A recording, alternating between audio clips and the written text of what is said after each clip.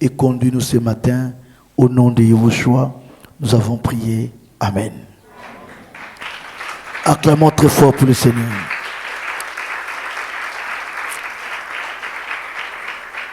Gloire à Jésus. Amen, amen. Bien-aimés, nous sommes au dernier jour de notre programme, la restitution aux propriétaires. Prenons d'abord la Bible dans le livre d'Apocalypse chapitre 8.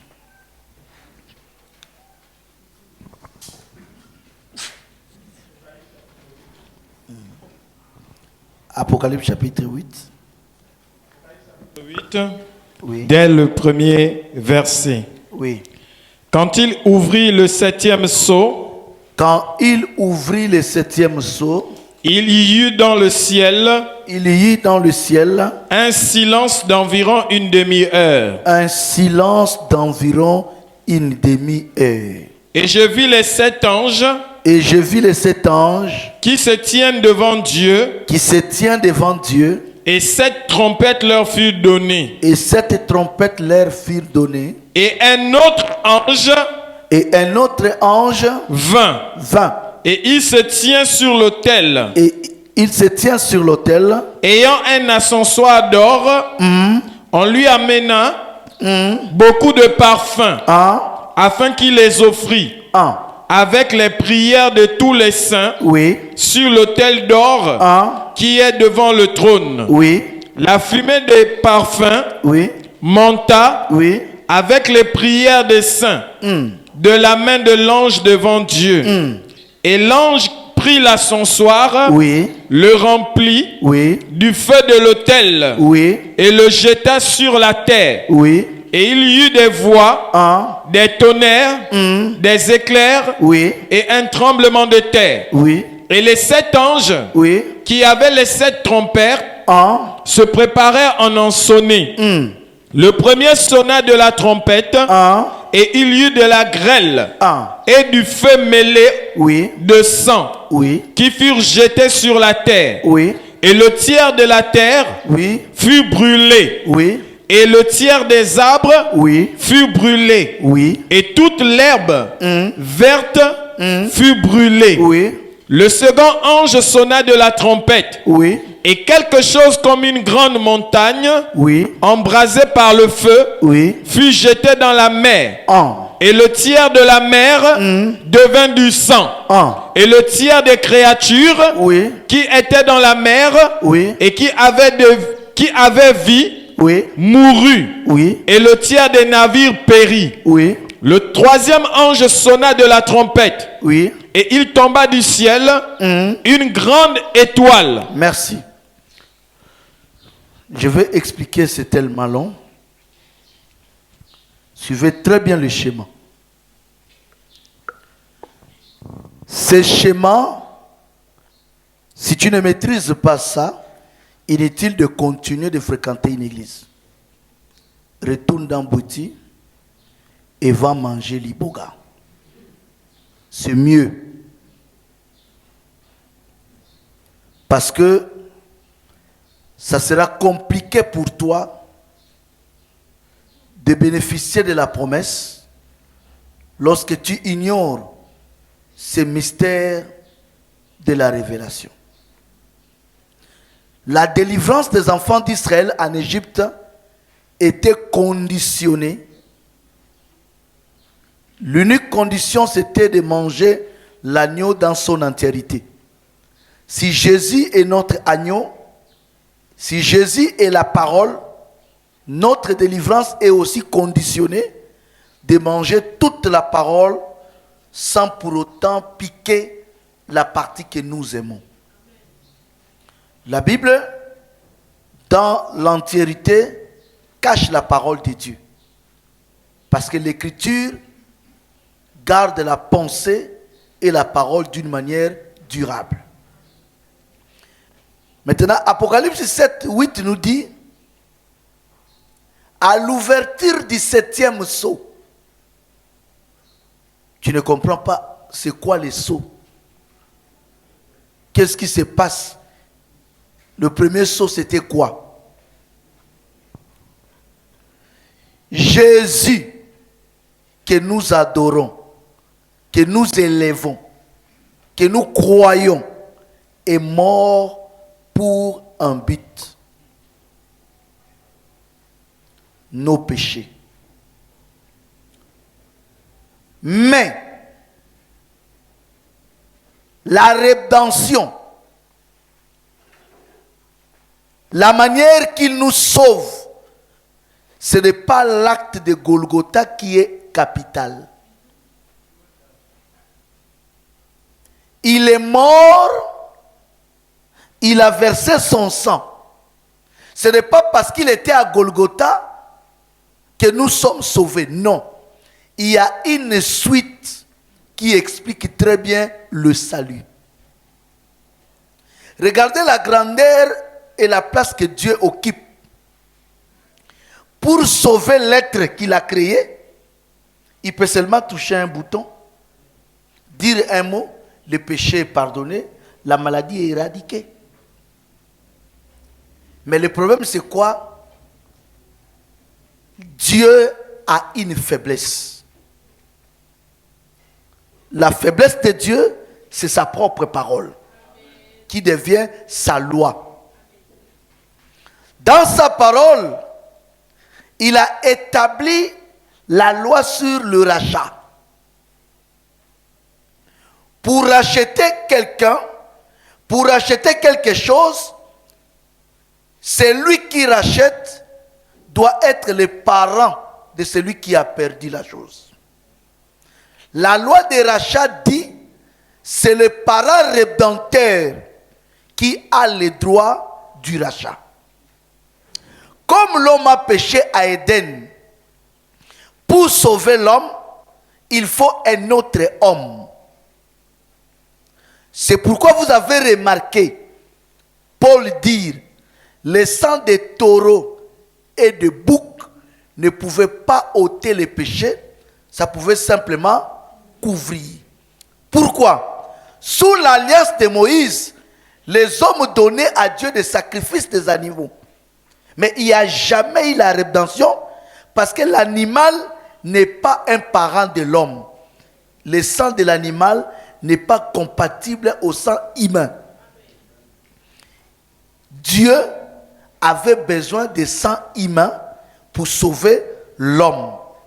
Et tous les hommes du monde, peu importe la génération, on était des pécheurs. Ou nous sommes des pécheurs. Je dis tous les hommes. Nous avons en nous le péché adamique.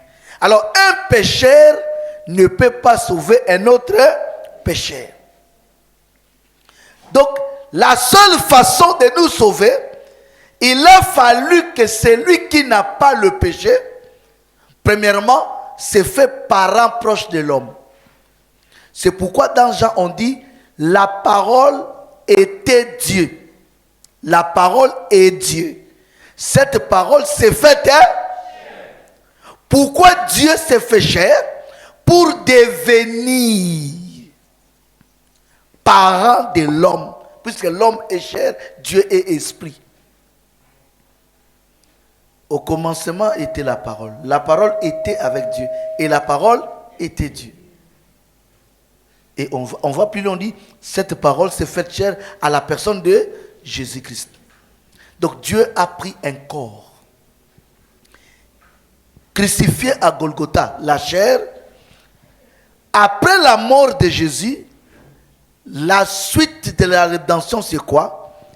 Il a pris son sang, il n'a pas laissé son sang. Il a pris son sang, il a amené le sang devant Dieu. Ça veut dire quoi? Pour obtenir la rédemption, il a fallu que le parent rédempteur présente les liens de parenté. Dieu s'est fait chair. Ça, c'est déjà bon. Il donne son sang. Et maintenant, il va auprès du trône du Très-Haut pour dire, j'ai sauvé. Alors, sauver de Jésus commence au moment où il fait l'échange. Il y a eu un troc. Il y a eu échange. Après Golgotha, il y a eu échange, troc. Jésus donne son sang et Dieu lui donne le livre, le mystère qui était scellé de combien de sceaux? 7 sceaux. Que personne n'était digne de prendre, de lire et d'ouvrir. Pourquoi ces livres nous sauvent? Parce qu'après avoir reçu le livre, Jésus s'assoit sur le trône de la grâce. Le travail de la rédemption commence. Il ouvre les secrets, les sceaux, sceau par sceau. Lorsqu'il ouvre les sceaux au ciel, les conséquences du sceau vont se passer où? Ici, nous sommes à l'aise, d'autres à l'église. D'autres, en ce moment, ils se couvrent, puisqu'il fait froid. D'autres dorment encore parce qu'ils récupèrent. Mais les sceaux s'ouvrent là-bas. Les conséquences se font sur la terre. Maintenant, comment la terre est sauvée? Dieu a toujours un homme où cet homme va saisir les mystères. Dès que les sceaux s'ouvrent, un homme est ici. Il va saisir le mystère que le sceau est ouvert. Et il va informer à ses semblables. Ces semblables vont prendre les précautions.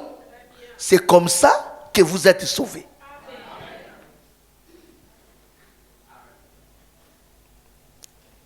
À l'ouverture du premier sceau, on dit un cheval de couleur. Je ne sais pas si quelqu'un comprend. Sort, un cavalier monte. Il a l'arc à sa main. Il vient sur la terre pour vaincre. Quand le cheval et le cavalier arrivent sur la terre, tous les terriens, les habitants de la terre, se réjouissent et appellent ces messieurs Messie. Pourquoi? Ils sont tous séduits de la couleur du cheval. Sans tache, tout est blanc. Et ils vont regarder que cet homme a l'arc. Il dit non, c'est un guerrier. Et les gens vont commencer à l'appeler Jésus Sauveur. Maintenant, il y a un homme ici qui avait reçu le mystère. Au moment où le sceau est ouvert, va signaler à ses semblables, non, ce n'est pas un sauveur. C'est un séducteur. C'est en ce moment, les élus vont retirer la confiance à l'Antichrist pour adorer le véritable. Il y a une période, il y avait à 98, il y avait une guerre s'est éclatée à Kinshasa. Les rebelles, ils avaient infiltré l'armée gouvernementale. Au point où ils avaient toutes les informations. À chaque front, l'armée constatait toujours une perte. Parce qu'une confusion régnait. Et pour mettre fin à cela, l'état-major a décrété un bon matin que tout le monde porte la tenue en envers. Pourquoi? Parce que tout ce que vous avez comme consigne, et ils ont ça. Tout ce que vous avez comme tenue, et ils ont ça. Et ça crée une confusion. C'est ce que nous avons aujourd'hui. Au temps d'Élie, Élie dit, le peuple ne sait pas où il faut aller. L'antichrist aujourd'hui sème la confusion. Parce que rien que son apparition, il faut être Élie de Dieu pour aller dans les détails, pour comprendre que c'est l'antichrist. On ouvre le deuxième sceau, un cheval de couleur roux. Un cavalier monte. On dit le cheval a la mission de ôter la paix sur la terre, afin que les hommes commencent à s'égorger. Est-ce que quelqu'un comprend? Des guerres commencent. Au moment où la guerre se déclare sur la terre, RFI explique pourquoi. France 24 donne son explication. Vous confiez à ce que France 24 vous dit. Avant l'intervention de Robert Bourgi, beaucoup ont condamné Gbagbo. Ils ont fait d'Alassane Ouattara comme un saint et de Gbagbo comme les diables. Avant l'intervention de Robert Bourgi, beaucoup ont condamné Kadhafi. Kadhafi était bombardé, tout le monde regardait. Oh non, il a tué son peuple. Il mérite ça. Personne n'a levé son doigt. Dans son continent, il a été bombardé, maltraité, tué comme un criminel. Mais où est la Libye aujourd'hui?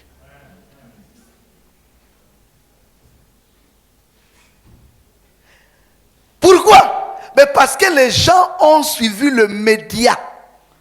La version du média.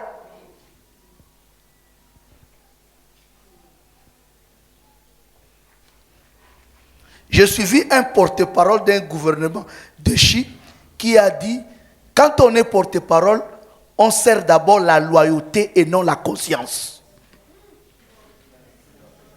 Ça veut dire, s'il y a 100 morts et qu'on dit va dire 2, même si ta conscience sait que c'est ça, c'est la loyauté qui prime.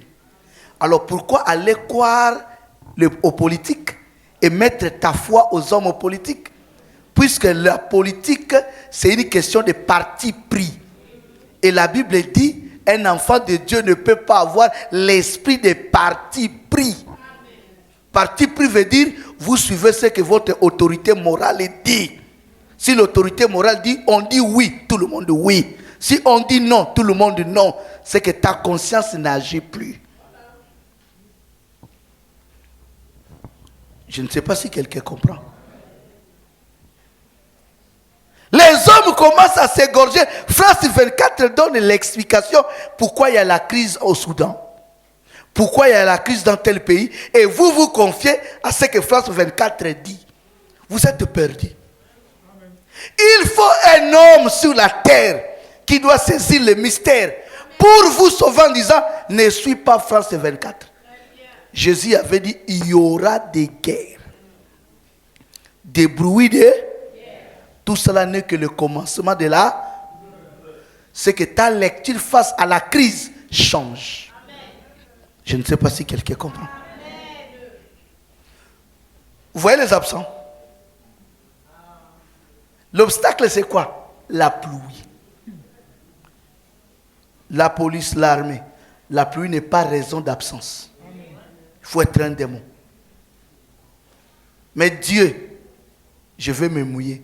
C'est comme si nous sommes des femmes de Lot. Statue du sel, que ça va finir. Mais si tu payes le prix sous la pluie, venir adorer ton Dieu, tu ne sais pas comment Dieu sera touché. C'est que tu ne comprends même pas comment toucher le cœur de Dieu. Mais laissez ces gens rester à la maison. Si seulement Israël bombarde Iran d'une manière désordonnée et que la Chine se mêle, la Turquie se mêle, la Russie se mêle et qu'un conflit généralisé s'éclate, j'aurai plein du monde ici. Ils vont me chercher.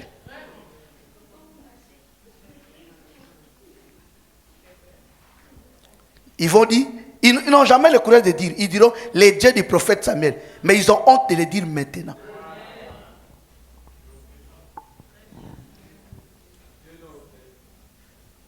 Lorsque nous allons voir la valeur de l'agriculture, parce que tout ce qu'on a au magasin là vont finir. Hein. Provision, ça va finir. Nous allons donner la valeur à ceux qui sont au village. Puisque le combat urbain, c'est le mauvais combat.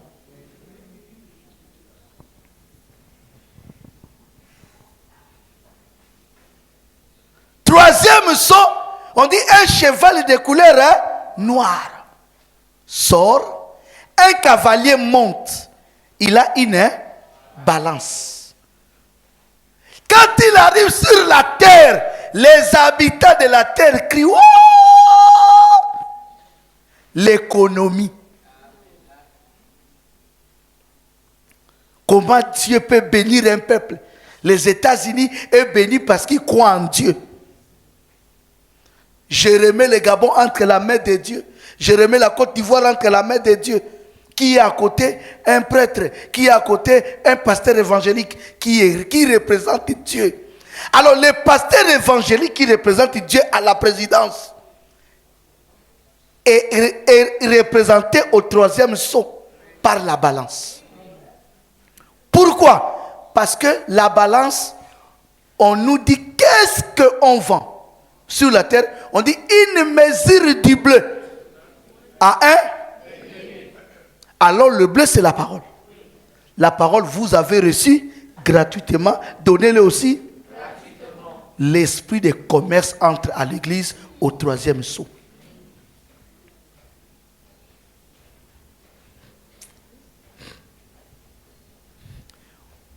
Regardez comment l'humain est mauvais. On sort d'un programme de 3 jours. Combien des absences? Mais nous, là où on était, quand il y a programme, nous tous on commence déjà à pleurer dans le cœur. Programme, séminaire, dans toutes les églises de l'éveil, c'est l'argent.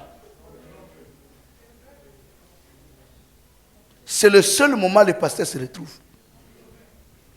Parce que ça va commencer bien. Il ne va pas donner l'enveloppe le premier jour. Il vous attire. Deuxième jour, il vous attire. Il vous dit des mots. Il ne dit pas les choses qui plaisent à Dieu. Qui vous plaît. Qui vous fait peur. Au troisième jour, l'avant-dernier jour, manœuvre d'atterrissage. Distribution. Pour ramener ça au 4e jour, afin d'obtenir ce que tu as écouté pendant les 4 jours. Vous faites 1000 séminaires, 0 distribution d'enveloppe. Mais vous n'êtes pas d'accord. Mais c'est un peuple, c'est Dieu qui va nous récompenser. C'est un peuple perdu. Donc, les troisième saut, Dieu voit les enveloppes qui sont distribuées là. C'est le troisième saut. Ça n'a pas commencé avec l'église des réveils. Ça a commencé avec l'église catholique. Le pape Léon X. Il a commencé à vendre les indulgences. Paradis, tu payes. Frère, oh non, l'église catholique ne demande pas l'argent. Tu t'es déjà baptisé là-bas.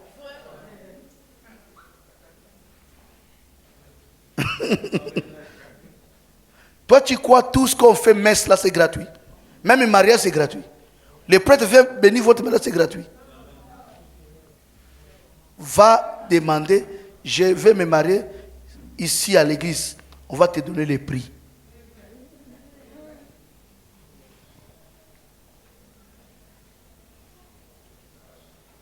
C'est parce que tu n'as pas essayé. Dis seulement, je vais faire messe de requiem pour mon parent. Il y a un prix. Hein?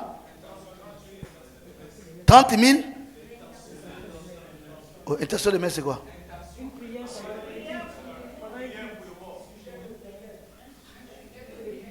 Non, je ne comprends pas. Pendant le culte normal. Ah, ça, c'est pas culte organisé. Non, ça, c'est seulement sujet de prière. Citez seulement les noms pendant le culte.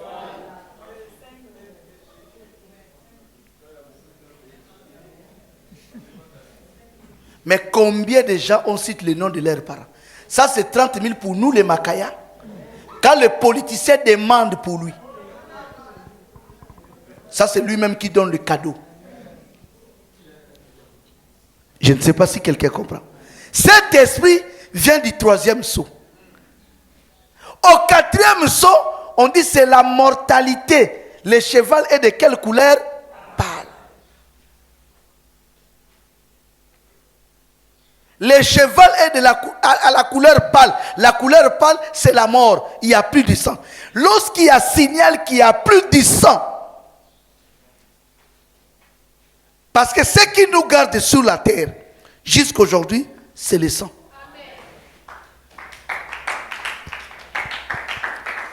Si nous sommes encore sur la terre, parce que sur l'autel de la grâce, là où est assis Jésus, il y a encore quelques gouttes de sang qui restent. Si la dernière goutte de sang disparaît, cela veut dire que les derniers élus de Dieu entrent dans le plan de la rédemption. Jésus ne peut plus encore rester dans le trône, il s'élève. C'est comme quelqu'un qui reçoit les gens, il reçoit la dernière personne, la réception. Jésus est assis encore sur le trône de la grâce parce qu'il regarde la quantité du sang. Si la dernière goutte se retire du trône, c'est que le dernier élu de Dieu sur cette terre est entré dans le plan de la rédemption. Automatiquement, Jésus quitte le trône de la grâce. Alors, au 4e saut, on dit le cheval vient sans le sang. Quelle couleur? Pâle. L'être vivant qui annonçait à Jean, je vous ai dit, chaque fois que le seau s'ouvre, un être vivant fait appel à un homme de la terre. C'est lui qui représentait l'homme de la terre, c'était Jean. Il signale à Jean pour dire à ses semblables de prêter attention. Au 4e saut, il dit à Jean, viens. Quand Jean arrive, il voit que le cheval n'a plus du sang. Et on dit, sur la terre, ça va se transformer en mortalité. Mortalité veut dire, on commence à classifier, à compter les morts. Frère, il y a eu des morts avant, mais c'était difficile de fixer le taux de mortalité. Aujourd'hui, on peut évaluer. Avec l'avancée scientifique, on peut tenter, estimer que Covid a tué autant. Je vous dis, sur quelle base on dit Afrique du Sud numéro 1 en matière de VIH? Statistique. Statistique vient au 4e saut. Ça commence à tuer, les morts. Automatiquement, comme l'Église a une promesse que la mort, les séjours des morts ne prévaudront point contre elle. Comme la mort est venue sur la terre et elle a une promesse au-dessus de la mort, l'être vivant qui est l'aigle va maintenant venir prendre l'épouse et l'Église ira au souper de... Là, nous sommes au parti. Suivez attentivement. L'Église est partie au souper des noces. La terre n'est pas vidée. Il y aura quelques disparus. Mais le matin, la vie continue. L'union continue à pondre ses journaux.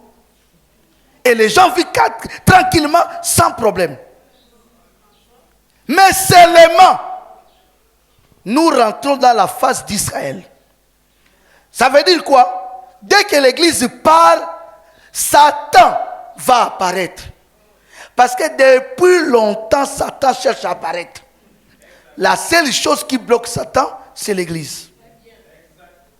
L'Église, pas catholique, pas une dénomination, mais c'est la parole. Est-ce que quelqu'un comprend? Maintenant, si épouse parole est partie, on dit il y aura l'apparition de l'homme impie. Lorsque l'homme impie apparaît, l'homme impie va trouver un grand conflit politique. Satan, quand l'antichrist va apparaître, pourquoi l'antichrist sera adoré? Parce qu'il sera comme un sauveur. Il va trouver un grand conflit sur la terre. Conflit là, ce sera quoi? Guerre israélo à un niveau qu'on ne peut plus. Pourquoi? Parce que la cause capitale du conflit, ça sera le temple de Jérusalem. Alors, nous avons déjà les indices de ce conflit aujourd'hui.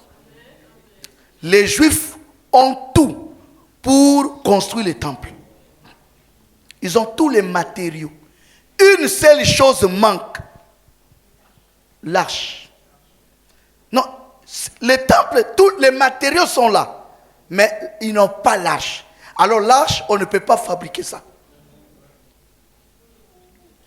C'était un petit coffre, mais qui contenait la verge d'Aaron. Tu vas trouver ça où? Je ne sais pas si quelqu'un comprend. Ce petit coffre contenait l'homère de la manne que Dieu avait dit à Moïse de garder. Tu vas trouver la manne cachée où? Les tables de la loi, tu vas trouver ça où? Écrit de doigt de Dieu. Tu vas trouver ça où? Et la Bible dit, ces trois éléments représentent une personne, la personne de qui? Jésus. Donc ils ont tout sauf Jésus. Est-ce que quelqu'un comprend? Comme ils ont déjà tous les matériels, il leur reste Christ, Dieu ne peut pas leur donner Jésus au même moment que nous. C'est comme Joseph révélait son identité à ses frères devant les Égyptiens. C'est impossible. Ce n'est pas la formule de Dieu. Joseph va dire aux Égyptiens, je vous ai sauvés de la famine, j'ai fait beaucoup de choses, mais là, retirez-vous de la salle, laissez-moi seul avec eux. Comme Jésus dira à l'église, quittez la terre, je vous ai sauvés, maintenant laissez-moi sauver les Israélites. L'église part. Après le départ de Jésus, voilà comment les conflits liés au temple va déclencher. Alors, Israël, comme vous le voyez, la seule chose qui lui bloque de construire le troisième temple, c'est les conséquences de ça vis-à-vis des pays arabes. Parce que pour construire le troisième temple, il faut détruire la mosquée qui est là. Et même il voit, s'il détruit la mosquée et met le temple là, qu'est-ce qui leur est tombé? Alors, en ce moment, nous sommes encore à ballon d'essai. Le monde arabe est divisé. Je crois que l'Algérie ou bien Tunisie condamne l'Égypte et le Maroc d'être suspects. En même temps, l'Iran dit l'Arabie saoudite n'est pas claire. Alors, lorsque le monde arabe est divisé, c'est avantageux pour Israël. Parce que même le monde arabe est divisé parce que pour l'Arabie saoudite, la chute d'Iran c'est bien. C'est des musulmans. Mais il y a les chiites et les sunnites.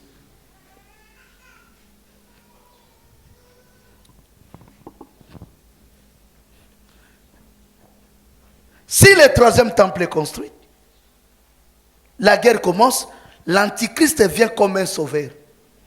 Mais il promet à Israël une paix. Une paix.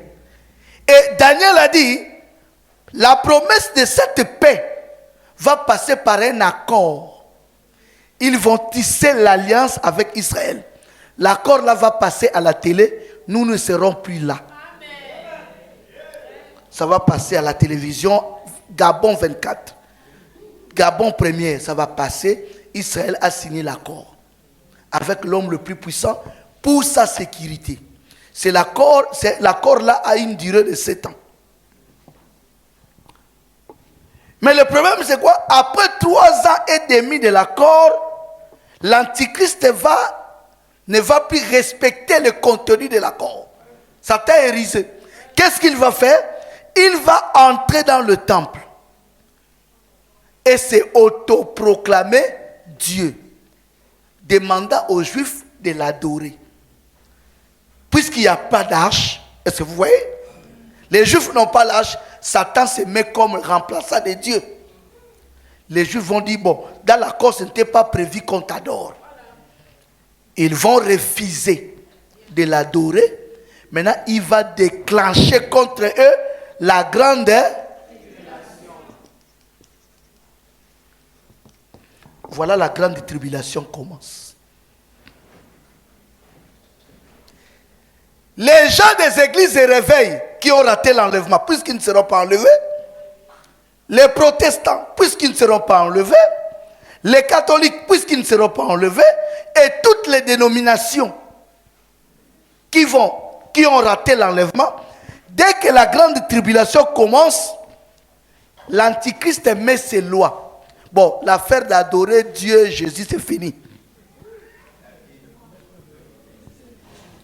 Frère, avant de parler de l'Antichrist, la Bible parle de l'esprit de l'Antichrist. Cela veut dire quoi? Dieu vous aime, il va commencer à vous envoyer des signaux. J'ai suivi le ministre de la Justice au Congo. C'est quelqu'un qui travaille bien, jeune, tout le monde l'applaudit. Mais il a commis une bêtise. Très grave. D'attaquer les églises. Pourquoi bêtise? Tout ce qu'il dit est bien. Mais le mal, il n'attaque pas les faux. Il attaque le vrai. À partir d'aujourd'hui, pour prêcher, il faut avoir un papier délivré au ministère de la Justice. Et pour que le ministère de la Justice délivre ces papiers, il faut au moins au minimum avoir un diplôme théologique et avoir un niveau bac plus. Quel est ce faux qui va avoir des problèmes? Personne. Dieu ne s'est jamais révélé à un théologien.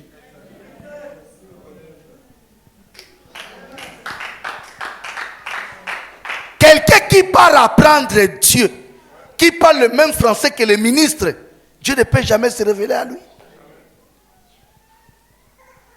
Donc, en faisant ça, c'est les vrais qui sont attaqués. Mais ce n'est pas le sujet. Le sujet, c'est ici. La grande tribulation commence. C'est là où maintenant le 6e sceau s'ouvre. Israël est sous persécution. On nous dit qu'il faut sauver 144 000 juifs. Voilà au 6e sceau, le salut d'Israël est prononcé dans le sens 144 000 ont reçu le sceau de la protection. Arrivé maintenant au 7e sceau qu'on a lu tout à l'heure, c'est là où on nous dit, à l'ouverture du 7e sceau, il y avait au total combien de sceaux? Le 7e sceau est le dernier. Ça veut dire le sceau de l'achèvement. Tout ce que vous connaissez de la vie sur terre, de la Bible, tout ce qu'on connaît, la création, tout ce que la politique, la sociale, prend fin au 7e sceau. C'est le 7e sceau qui cache tout. C'est pourquoi quand on ouvre le 7e sceau, on dit qu'il y a eu un silence d'environ une demi-heure. Parce que le mystère était puissant. Même les êtres vivants. Puisque quand Jean arrive au ciel, il dit, je trouve au ciel, il y a de l'activité. On chante tous les jours. On adore chaque minute, chaque seconde. Au ciel, il n'y a pas le silence. Jean dit, il y a de l'activité. Mais pour la première fois, quand on ouvre le sceau, même les êtres vivants, les vieillards, les anges qui chantaient, pour la première fois, l'activité s'arrête au ciel environ une demi-heure, 30 minutes. 30 minutes de silence au ciel. Pourquoi? Le regard de tout le monde est focalisé sur le mystère du 7e sceau. Dieu dit, pour comprendre ce mystère, il faut d'abord que cet ange sonne la trompette. Et les anges commencent à sonner la trompette. Le premier ange sonne la trompette. Dès que la trompette est sonnée là-bas, on dit sur la terre, c'est comme si on a versé des coupes. Laisse-moi vous dire, il n'y aura jamais un jour, même si on meurt 1000 ans après, il n'y aura jamais un jour un ange qui va ouvrir le ciel comme ça, comme nous sommes là, on ne va pas. Après, il prend de l'acide.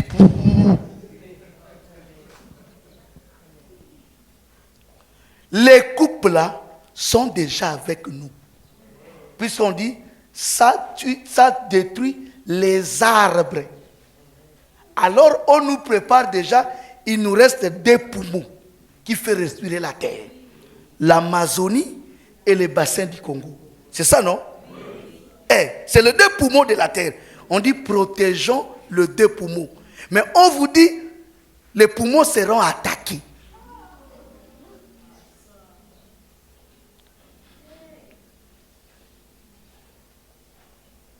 C'est pas moi qui dis. C'est ce qui protège. C'est là qui protège l'environnement. C'est eux-mêmes qui disent protégeons l'Amazonie et le bassin du Congo. C'est le deux poumons qui permet à la terre en ce moment de respirer. Le Gabon est composé que de la forêt. C'est déjà une richesse. Parce que si on détruit cette forêt-là, c'est fini. Maintenant, on dit, ça sera détruit. Mais qu'est-ce qui va... Ce n'est pas couper le bois. Ce n'est pas le bois. Parce que pour toi, tu dis les Chinois, non.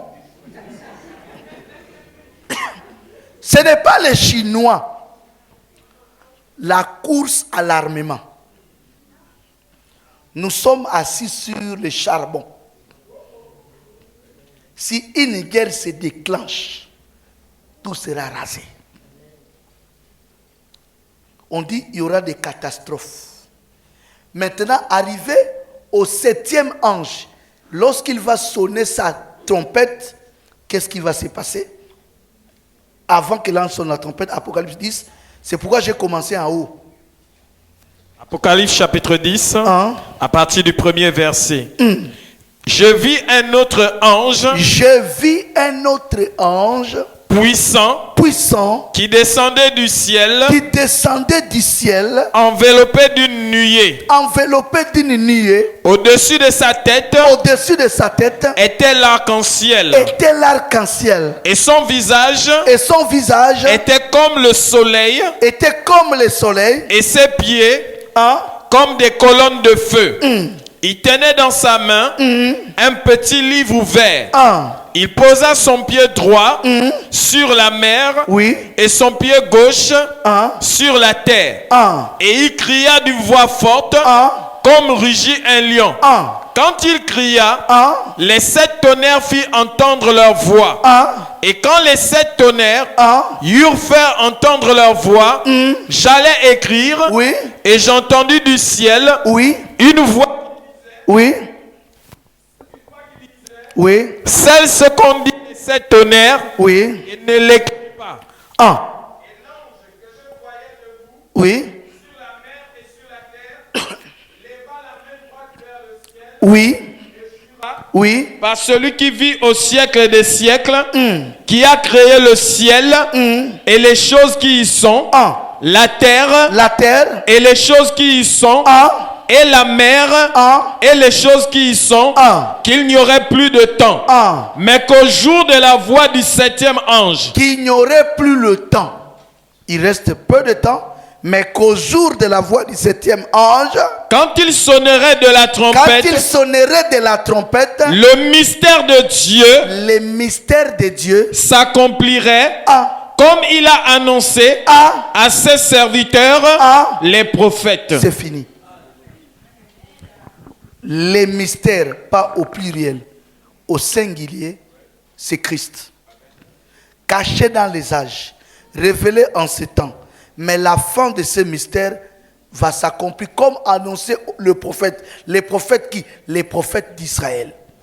Maintenant, le chapitre 11, l'ange en question va sonner la trompette. Apocalypse chapitre 11, à partir du verset 15e. Le 7e ange sonna de la trompette. Il sonne maintenant la trompette.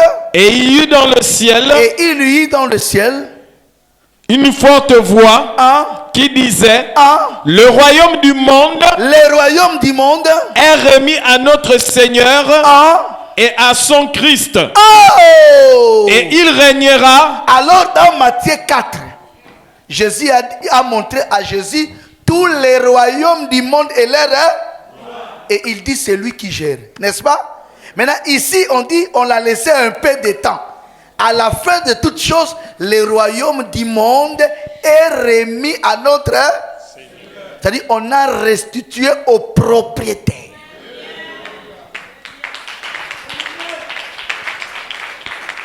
Je ne sais pas si quelqu'un comprend.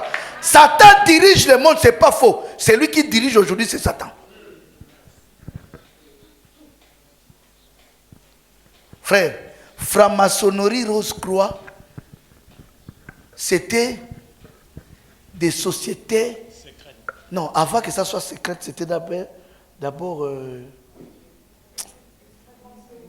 Il y a un mot qui m'échappe là. Bon, peu importe, prenons même secret. Mais aujourd'hui, ça ne se cache plus. J'ai suivi un direct sur TikTok, une fille avec sa femme, donc lesbienne. Elle fait un direct, elle affronte tout le monde, elle répond. Hier c'était tabou, mais il faut voir des commentaires des gens qui soutiennent. Ce que hier était scandale. Le problème c'est quoi? Lorsque le mal qui nous dérange devient normal, ce n'est plus scandale, c'est l'autre qui nous scandalise.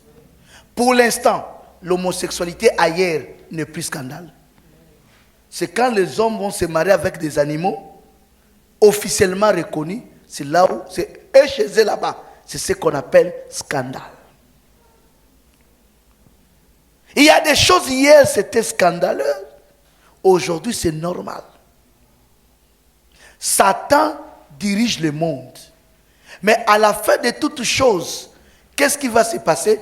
On dit un ange puissant descend. C'est Jésus-Christ. Qu'est-ce qu'il va faire? Il va poser des gestes prophétiques. Il prend son pied droit. Il pose sur la mer. Pourquoi?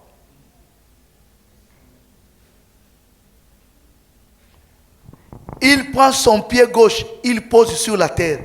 Il prend sa main. Il lève au ciel. Et il gire comme rugit un lion. Pourquoi il rugit comme un lion?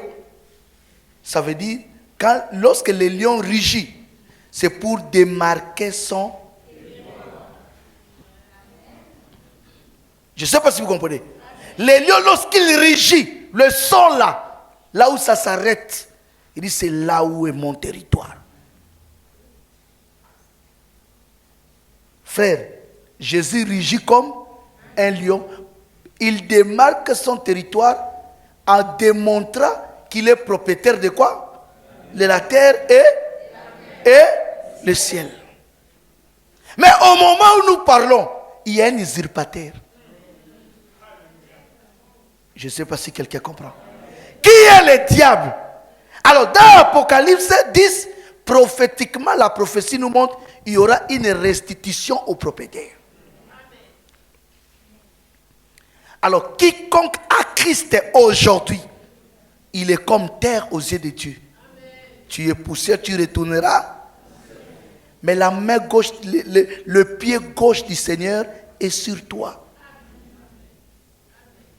Le fait d'avoir Christ maintenant, sache que c'est Dieu qui est le propriétaire de ton corps.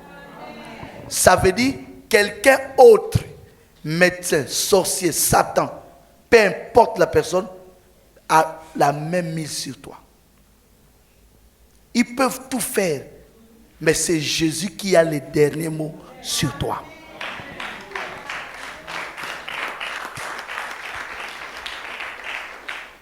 Il faut marcher comme ça. Parce que ce que Dieu a préparé depuis l'éternité, Satan peut venir embrayer le schéma. Mais au finish, le but c'est quoi? Au finish, il y aura la restitution.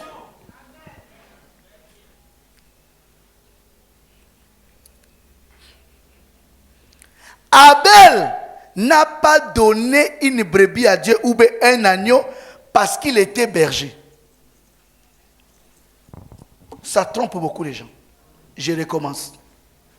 La Bible dit, Caïn était cultivateur. Abel était berger. Caïn qui est cultivateur, il donne tous les fruits de la terre. Abel qui est berger, il donne le premier né de son troupeau. Ne faites jamais la conclusion que Abel a donné le premier né parce qu'il était berger. Même s'il était cultivateur, Abel allait toujours chercher un agneau. Pourquoi? Parce que Paul dit dans Hébreu, il avait donné par la foi. il ne donne pas un rapport avec son travail. Je ne sais pas si quelqu'un comprend.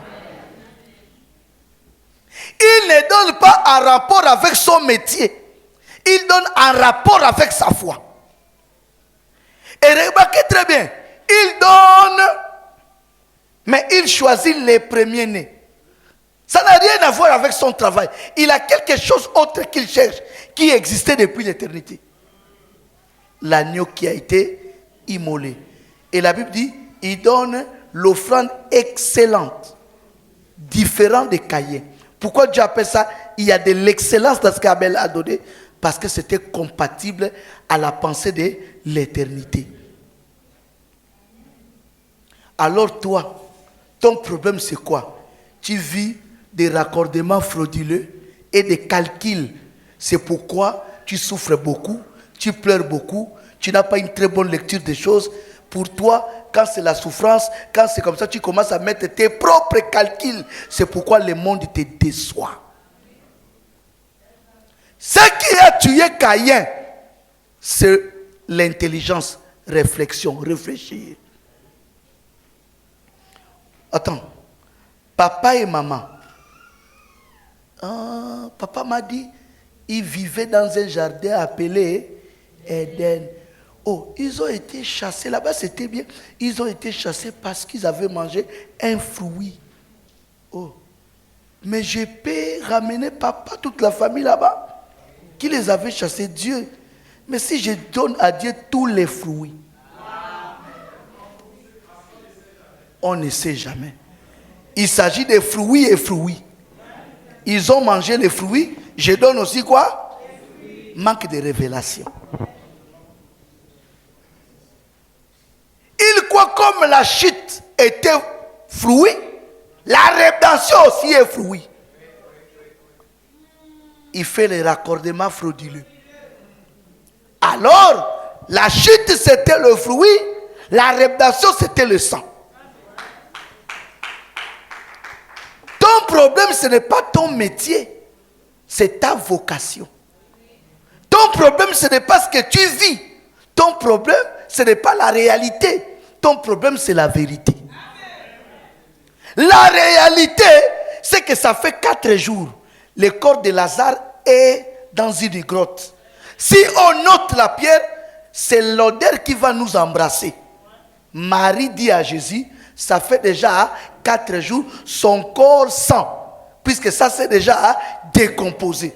Ça c'est la réalité. Lorsque quelqu'un meurt après 4 jours, enterré après 4 jours, il y a décomposition. Mais le problème c'est que Jésus que tu adores n'est pas dans la réalité, il est dans la vérité.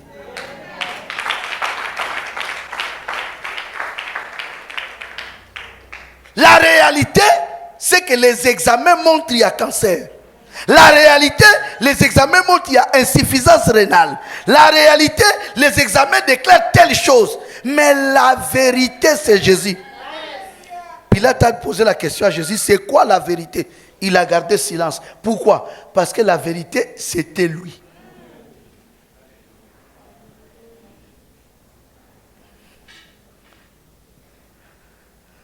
Pourquoi Jésus n'a pas répondu?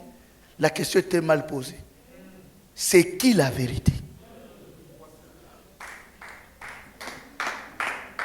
Est-ce que quelqu'un comprend? Mais lui demande c'est quoi la vérité? Pour Pilate, c'est une chose. Pour Jésus, c'est lui la vérité. C'est une personne. Alors, quelqu'un qui a Christ, frère, il est dans la vérité. Regardez, Dieu appelle Abraham. La puissance de la parole de Dieu, la puissance du droit du propriétaire, il appelle Abraham. Dieu va faire ce qu'on appelle morcellement. La terre appartient. Nous avons vu ça. J'ai pris tout mon temps pour vous montrer que la terre appartient à Dieu, n'est-ce pas? J'ai commencé au premier saut, tout jusqu'au 7e. Dieu qui a créé les cieux et la terre. C'est lui qui a dit, qui a pris l'homme, a placé l'homme où? Non, en orient de là, n'est-ce pas? La terre c'est pour lui, non? Il prend Adam, il place Adam à l'orient de la terre. Dès qu'Adam a péché, il a chassé Adam. Il envoie à l'orient d'Éden. Après le déluge, il dit aux hommes, il dit, allez, dispersez-vous, remplissez la terre. La terre, celui qui a les titres fonciers de la terre, c'est Dieu. Même quand l'État dit les richesses des sols et des sous-sols appartiennent à l'État, ça ne tient pas. Ça appartient d'abord à Dieu. Ça appartient d'abord à Dieu. Donc c'est Dieu qui nous a donné cette terre-là. Maintenant, Dieu qui nous a donné la terre, qu'est-ce qu'il va faire? Il vient déloger les gens. Il déloge qui? Les Cananéens. Une partie, il donne à Abraham, il fait ce qu'on appelle morcellement. Il dit à Abraham, quitte ton pays, ta patrie. Va dans le pays que moi, Dieu, j'ai choisi. Écoutez la promesse. Dès qu'Abraham arrive à Canaan, Dieu dit, je te donne ce pays à toi et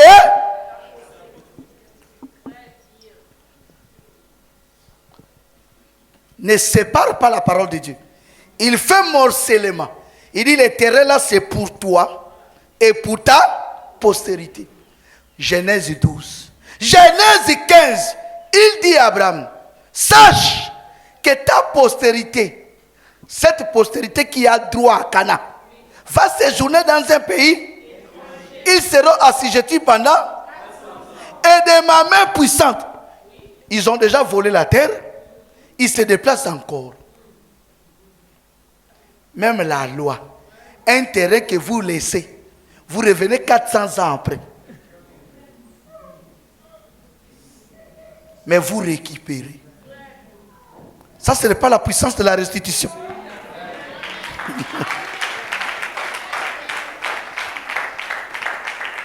Frères, ils sont partis.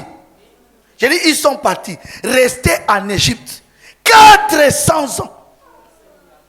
Ils ont ajouté encore 30 ans. 400 ans. Ils ont fait 40 ans encore au désert. 400 ans. 70 ans. Près de 500 ans. Ils arrivent. Moïse dit, ils ont trouvé le pays habité par 7 nations. Combien de nations? Deutéronome 7. Les Éviens, les Amoréens, ceci. Dieu va faire quoi? Il va conjuguer un verbe. Il dit chasser.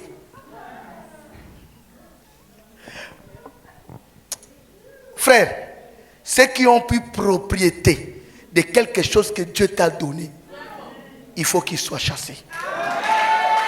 J'ai dit, peu importe le temps. Frère, Deutéronome 7 est clair. C'est Deutéronome 7, Moïse a dit ça. Il a rappelé Israël. Deutéronome 7, tu as trouvé? Deutéronome chapitre 7, à partir du verset 1er. Lorsque l'Éternel, ton Dieu, t'aura fait entrer dans le pays dont tu vas prendre possession, et qu'il chassera, devant toi beaucoup de nations, les Étiens, les Girgasiens, les Amoréens, les Cananéens, les Phérésiens, les Éviens, les Jébusiens, 7 nations, plus nombreuses et plus puissantes que toi. Chasser de Dieu. En ce qui concerne la restitution, ça ne tient pas compte du nombre et de la puissance. Pharaon était roi. Abimelech était roi. Dieu dit à Abimelech, rends la femme de... Il est prophète, il priera pour toi et tu... Si tu me refuses, il a toute une armée. Mais Dieu ordonne la restitution. 7 nations plus nombreuses et plus... Mais il t'accorde la victoire. Il dit, tu chasseras. Toi qui n'es pas nombreux, toi qui n'es pas puissante, mais tu chasses des nations au nom de la restitution. Au nom de la restitution. C'est la restitution. Tu chasses parce qu'on a dit, Dieu a dit à Abraham, je te donne cette terre à toi et à ta... La postérité vient récupérer son droit. Mais après combien d'années? 400. Je crois que Zacharie a crié. Est-ce une nation pénètre En un seul heure, on dort, on se réveille. Une nation est née. C'est impossible. Mais au nom de la restitution, ça a été possible avec Israël actuel. Un bon matin, les Arabes étaient surpris d'entendre à la radio. C'est que c'est. On attaque quoi? On les tue à cause de quoi? Mais le problème, c'est que les songes là, c'est Dieu qui l'a donné. La puissance de ce que Dieu t'a donné, même si c'est combattu, même si on t'arrache les songes, il y aura une.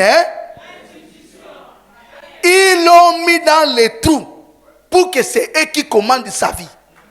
On dit dans un trou où il n'y avait pas d'eau. Pourquoi? Pour qu'il leur demande de l'eau.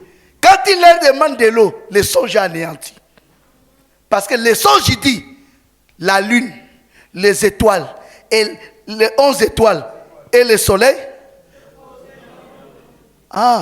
Au lieu que ça soit eux qui se prosternent devant Joseph, c'est maintenant le contraire. C'est Joseph qui se prosterne devant eux. Souviens-toi du langage de Ruben. Ruben dit, pendant que Joseph était dans le trou, il nous plaidait, il nous demandait la grâce. Joseph pleurait. Yaya, pardon. Si j'ai mal fait, si je vous ai blessé. Pour eux, c'est quoi? Quand ils sont en haut. Mais tu avais dit un jour, on va se prosterner. Mais c'est où? C'est toi maintenant qui sais? On l'a arraché les songes. Quand on vend Joseph, pour eux, ils ont vendu et maquillé la vente par la mort. Pourquoi? Parce que dans leur interprétation, en vendant Joseph, on rend impossible l'accomplissement des songes. Je ne sais pas si quelqu'un comprend. Il part comme esclave. Ils vont l'exploiter, il va mourir là-bas. C'est fini. Ils ont pris sa tenue. Ils ont mis du sang. Ils ont renvoyé chez papa. L'affaire est finie. Tout le monde a pleuré. Joseph est mort. C'est fini. C'est impossible d'imaginer qu'un jour, le songe là va s'accomplir. Frère, arrivé en Égypte, Dieu a tout fait. Après 13 ans, j'ai dit 13 ans, Joseph a commencé le songe à 17 ans. Joseph est devenu gouverneur à 30 ans. Donc il y a eu 13 ans de douleur pour que Joseph entre dans la réelle. Pourquoi ne pas croire, aujourd'hui tu es à ta 13e année de souffrance et que Dieu te remet dans tes droits.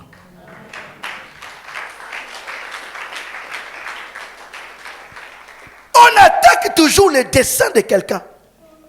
La restitution, c'est que peu importe, Dieu va te remettre dans tes droits. Ce que Dieu a dit sur toi, ce que Dieu t'a donné, personne ne peut l'enlever. Le problème de Moïse, c'est quoi? C'est ses croyances qui a été attaquée. Frère, il y a des gens qui ont développé une pensée positive pour la réussite de leur vie. Ils sont dans la salle. Il y a des vaillants héros. Si un vaillant héros, lève ta main. Je vous dis, il y en a. Ça dit, tu n'as rien, même pas fonds de commerce. Mais tu as une certitude que tu n'échoueras pas.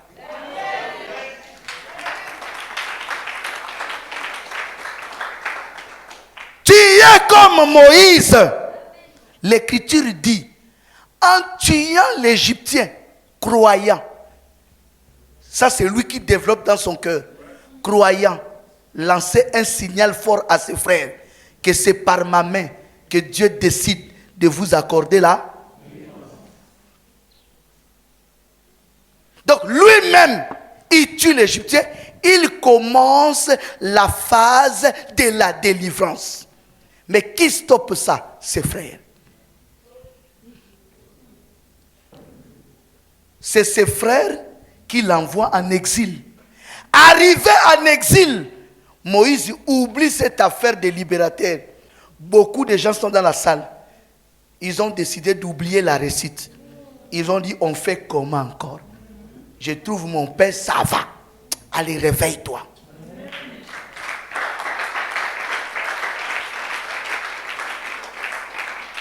Moïse cherche trop. Il a tout annulé. Bon, j'avais le projet d'être grand. Bon, c'est fini. Je trouve ma femme, j'ai mes enfants, j'ai tout mon bout de pain, ça va.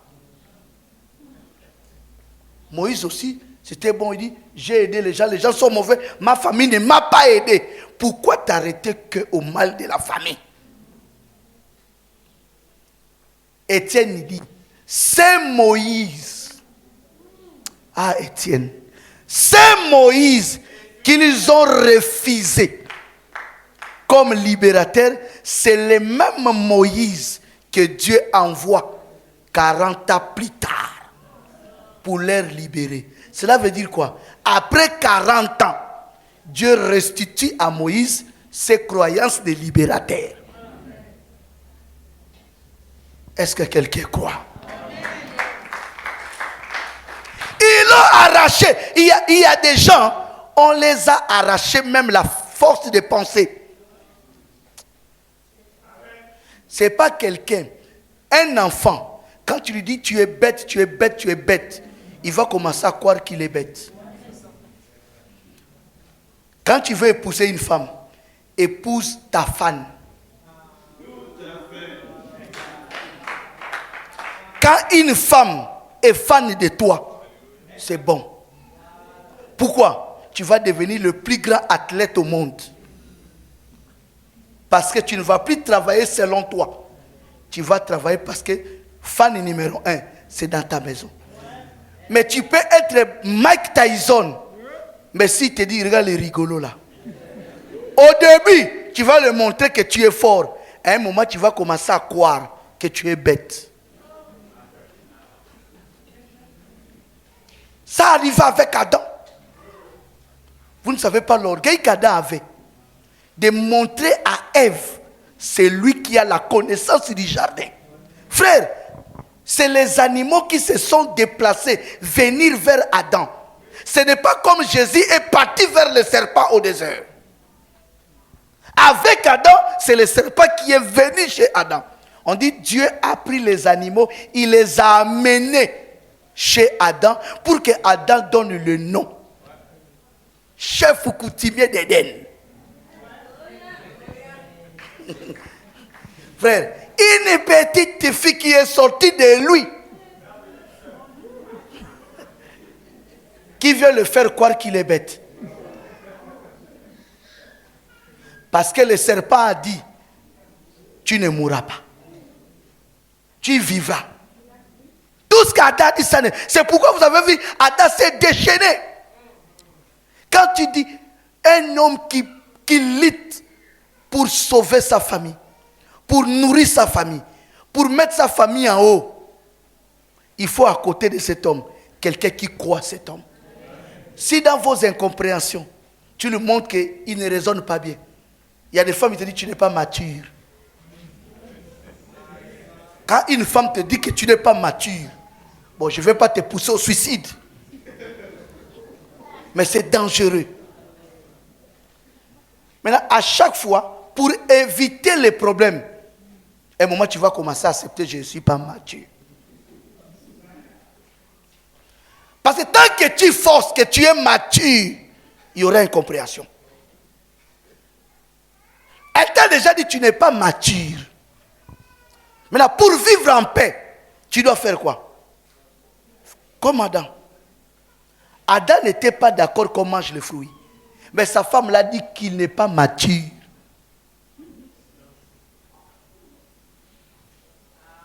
Pour éviter les problèmes, Adam a accepté. Je suis bête.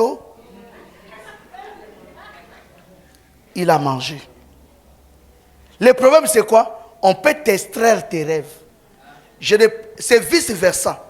Il y a des femmes aussi, le mari dit tu es bête. Vous n'avez jamais vu ça? Chaque fois, il t'incite. Il te regarde et dit, toi, tu es bête. Tu es déjà fatigué. Tous les jours, on te traite de bête. Tous les jours, on te traite de bête. À un moment, tu vas commencer à croire, l'homme là n'a pas raison. Alors, pour mettre la paix dans votre couple, pour mettre la paix, la femme va faire quoi? C'est d'abord accepter qu'elle est bête. Parce que même si tu vois que le mari a tort, tu ne peux pas ramener ton mari à la raison parce que déjà il a dit que tu es bête. Alors pour mettre la paix, bon, il faut toujours accepter que c'est lui qui a raison. Qu'est-ce qui va se passer? C'est que tu vas commencer à croire à ça. Moïse, on l'a dit, tu es meurtrier. Tu ne peux pas être libérateur de quelqu'un. Il a crié à ça. Il a fui et il a oublié cette affaire de libérer. Mais le décès a une puissance, mon frère. Dieu va restituer à Moïse ses croyances. Si Dieu t'a établi à bousculer ce monde, ce n'est pas les voisins. Ce n'est pas les circonstances qui peuvent l'empêcher. Même si tu as croisé les bras, sache qu'un temps, Dieu va remettre les choses. Et il y aura une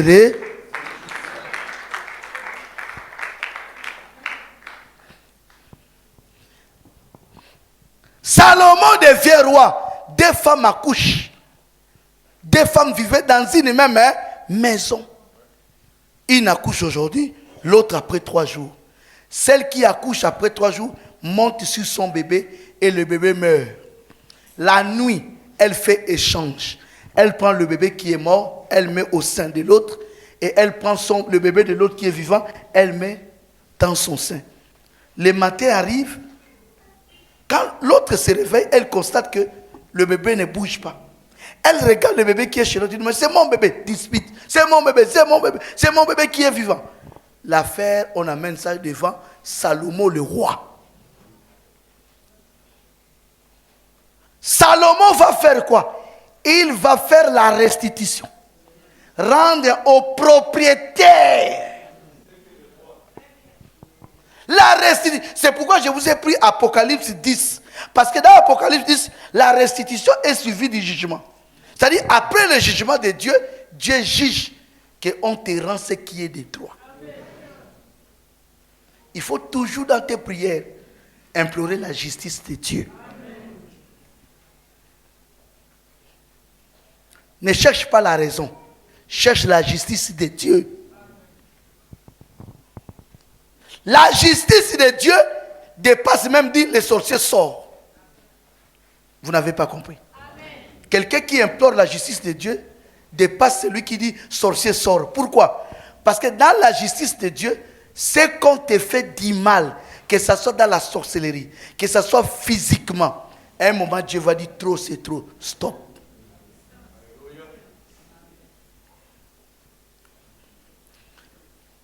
Qu'est-ce qui sauve la femme pour récupérer son bébé?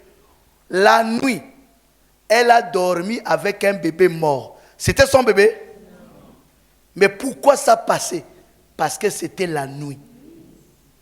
C'est la nuit qu'on fait tout. Physique nocturne, c'est la nuit. Les urgences pleines, c'est la nuit. Au moment où nous parlons, va à l'hôpital général. Jusqu'à 18h, il n'y aura que 3, 4 cas d'urgence. Mais dès que 18h arrive, jusqu'à 6h, ça commence à monter. Pourquoi les gens tombent gravement malades que la nuit? Pourquoi il y a trop d'accidents que la nuit? La Bible dit, pendant que les gens dorment, l'ennemi vint. C'est mal livré. La nuit, elle est faite pour dormir. Mais il y a des gens qui ne dorment pas. Qui se lèvent pour faire du mal. Est-ce que quelqu'un comprend? Cette femme a trafiqué toute la nuit. Il y a des choses liées à toi qui ont été trafiquées, changées, bloquées. Mais la nuit. Elle a dormi avec un enfant qui est mort, qui n'est pas son bébé. Tout a bien passé la nuit. Mais dès que le matin arrive, le matin, le soleil, c'est Christ. Ah.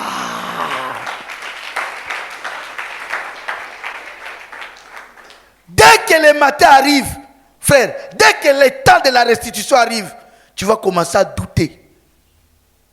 Ça, ce n'est pas moi. Il y a quelque chose qui ne va pas. Tu vas commencer à avoir envie de reprendre ton identité originelle. On amène l'affaire chez Salomon. Tout le monde voit Salomon comme un jeune roi. Il n'a même pas fait 1 an, même pas 6 mois. À peine il est intronisé roi, Comment? Quelle sagesse qu'il a? À l'époque, il n'y avait pas de test ADN. Comment il va faire pour reconnaître la vraie mère de l'enfant?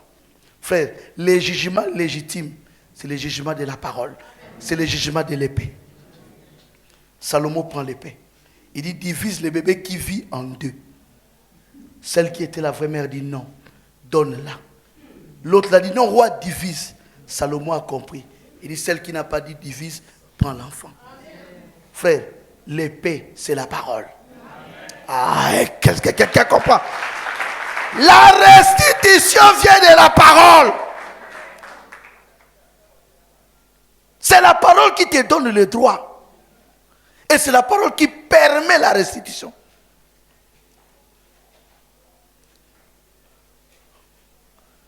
David, vous connaissez David, non? J'ai déjà expliqué ça plusieurs fois. La jurisprudence de Dieu.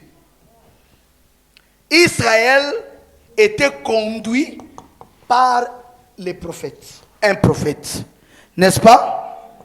Les autres nations, ils avaient quoi? Des rois. Mais Israël n'avait pas le roi. Mais Dieu, dans sa loi, écoutez la jurisprudence. Il va dire dans Deutéronome 17, s'il arrive un jour, Dieu sait que ça va arriver, que Israël aura besoin d'avoir un roi comme d'autres nations. Voilà les critères du roi. Il ne dit pas, c'est un tel qui est roi. Il dit comment le roi doit se comporter. Mais prophétiquement par la main de Jacob, il désigne au cas où Israël a un roi, ce roi doit sortir des tribus de Juda. Maintenant, Israël a envie d'avoir un roi. Mais le problème, c'est quoi? C'est que le premier roi, Saül, n'est pas des tribus de Juda. Il est de quelle tribu? Benjamin.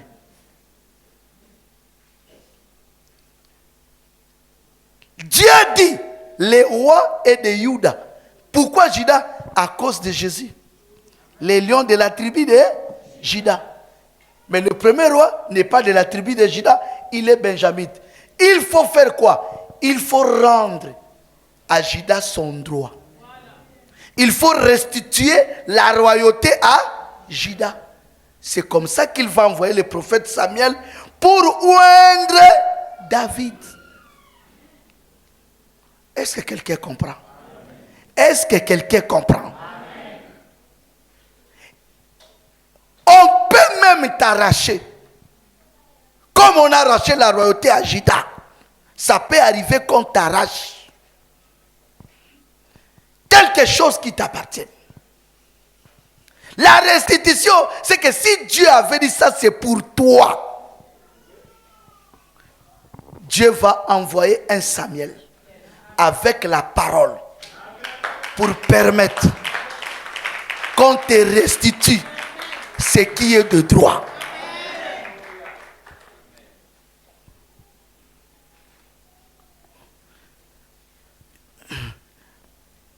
Quand tu es dans la voie de la restitution, on peut te traiter d'orgueilleux. Éviter de suivre les avis des gens. Je ne comprends pas d'où est né ces mots et cette phrase qu'on a collée à David. David vient voir ses frères au champ de bataille, prendre les nouvelles et dire à papa Isaïe que toute la famille se porte bien. C'est une famille qui est composée que de militaires. David est le dernier. Quand David arrive, il trouve une pause. Au lieu que les militaires se battent, il trouve la pause. Pour la première fois, il n'y avait pas de Nations Unies pour parler de trêve, rien. Mais la pause, depuis quand, pendant la guerre, il y a la pause. Mais de l'autre camp, un homme est en train de marcher, insulter l'armée d'Israël. David commence à demander aux gens, mais qu'est-ce qui se passe? Oh non, cet homme-là lancé un défi. Si un Israélite est fort, il vient se battre avec lui. Si on gagne cet homme, c'est qu'on gagne le Philistin. Mais s'il a dit ça, pourquoi mon grand frère n'est pas parti? Eliab. Il dit, Yaya, Va. Toute la famille appelle David à côté. Écoutez, nous connaissons ton orgueil.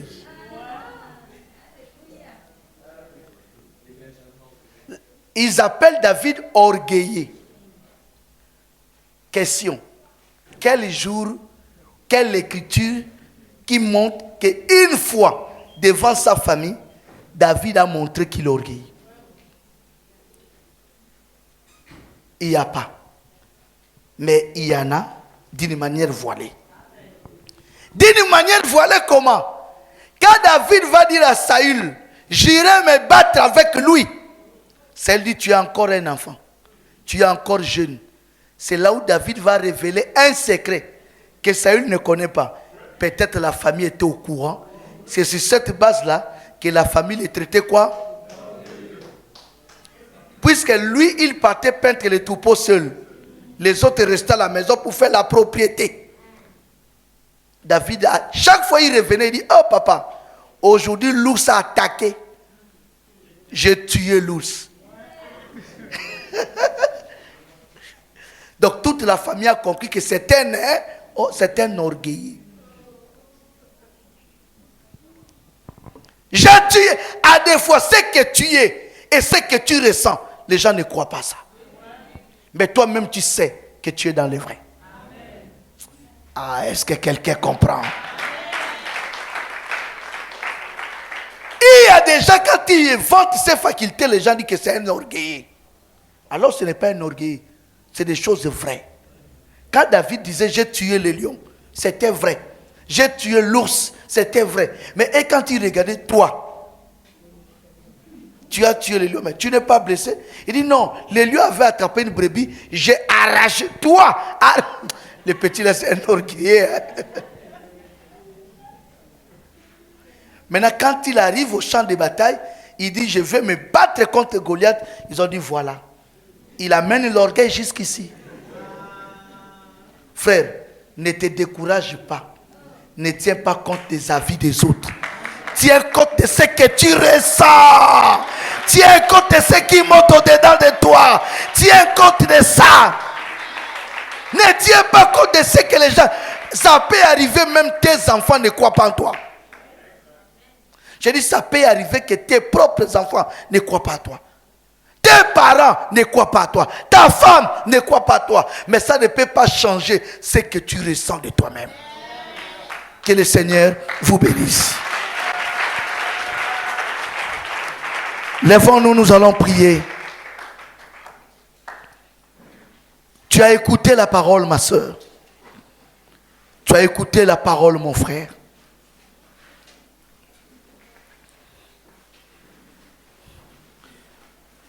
Ne faites jamais trop de conclusions comme Caïn.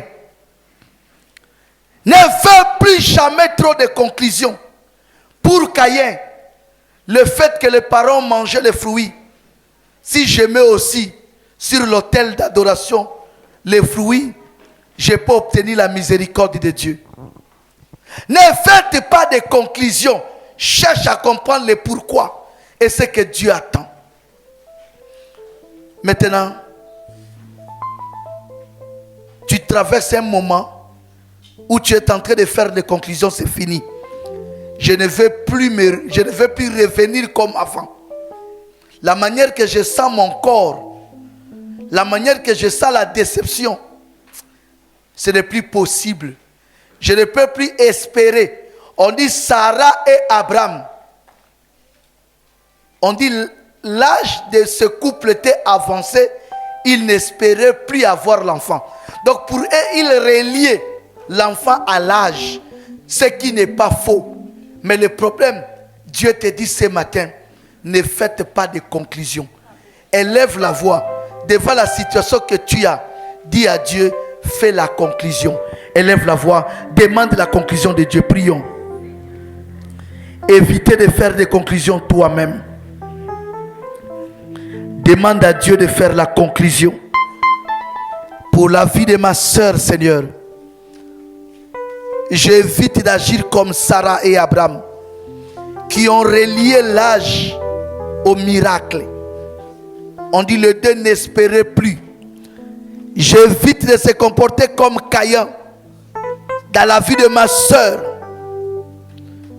de relier fruit au fruit, mais j'interviens comme Abel en sollicitant à Dieu de faire la conclusion. Na kombo na Yesu, na kombo na Yesu. Seigneur, toi-même fais la conclusion.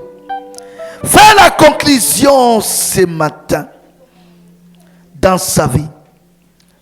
Que la situation qu'elle traverse